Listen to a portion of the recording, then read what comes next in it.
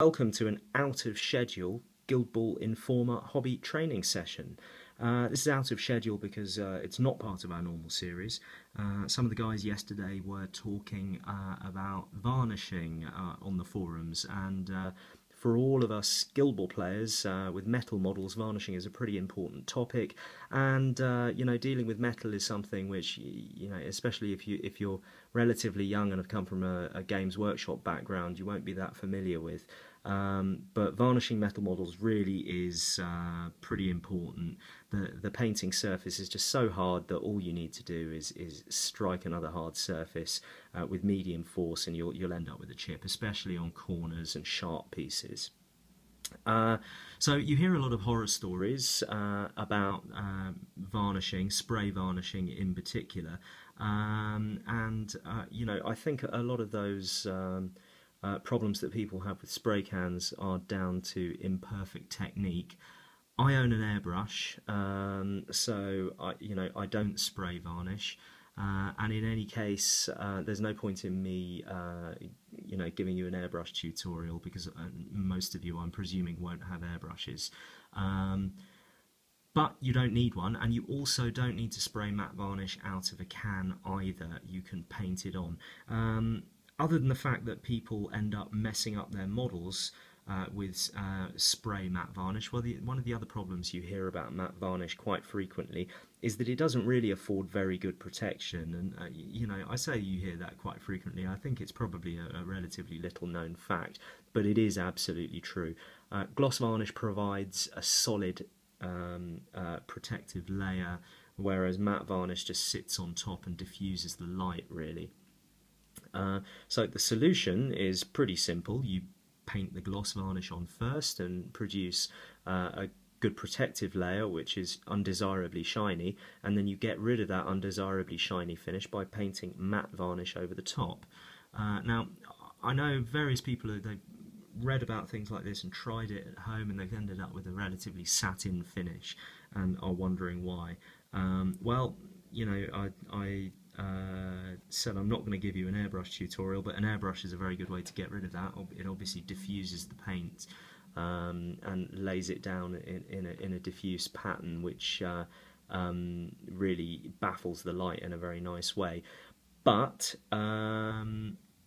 you don't need an airbrush. What I recommend is that you use this stuff, Army Painter Anti-Shine.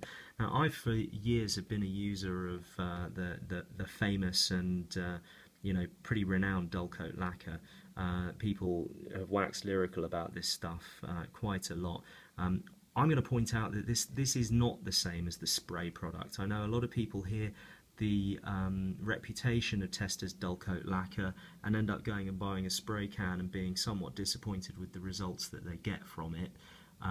It's not the same product. It's just using the same brand name and the dull coat keyword, but it's a spray can product.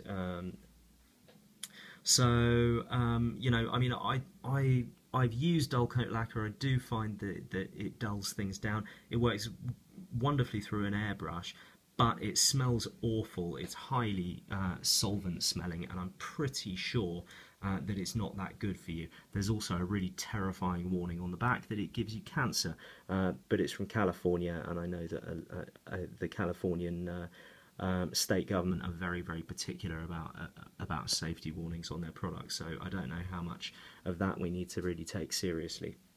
In any case, let's have a look.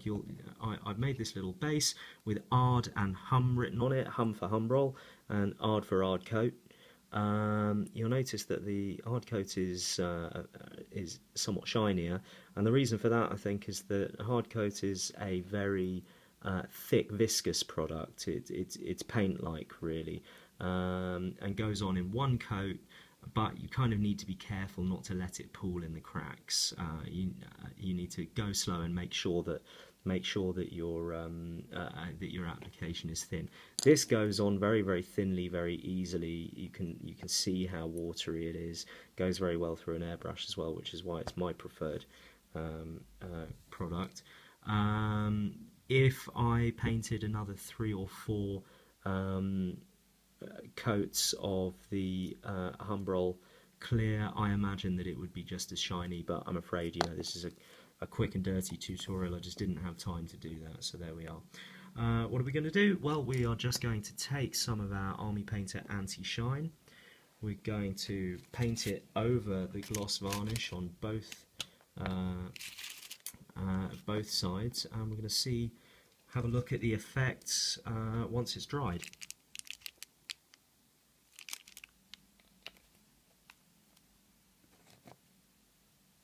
So we're using an old brush, and we're not too fussed about how we're applying this. We'll just whack it on, trying to keep it relatively thin.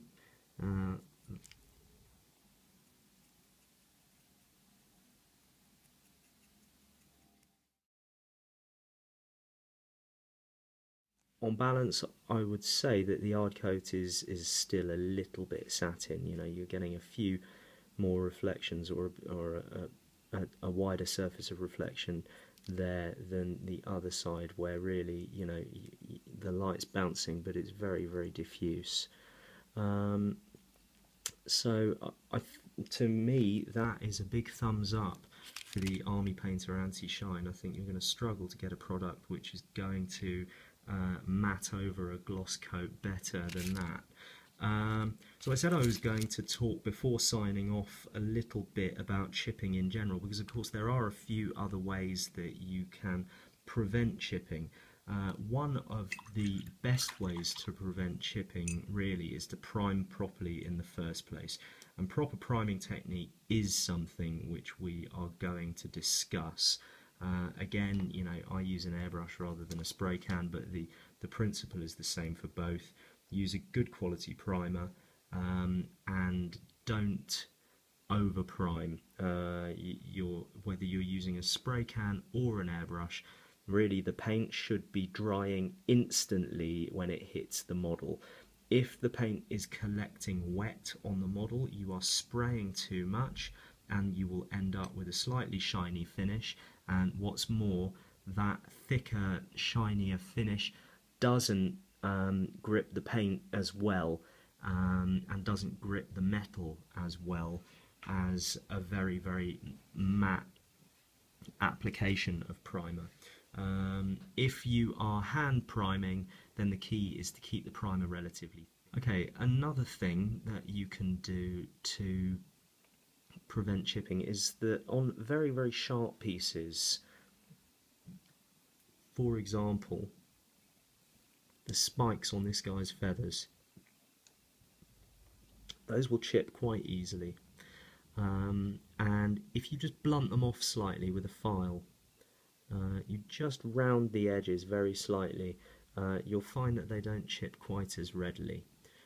So prime properly, file sharp points slightly blunt, and that should set you in very good stead with a varnish layer. You know, of course, the best way to avoid chipping is to really look after your miniatures.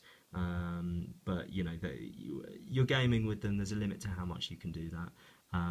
So you know, you have to be careful, but with proper preparation and proper aftercare in the painting process, you should be able to keep those chips down to a minimum or not at all. Anyway, I hope that's been helpful. Please do like, share and subscribe and all that good stuff. And any comments you've got, feel free to place them in the comments section below. Thanks, guys.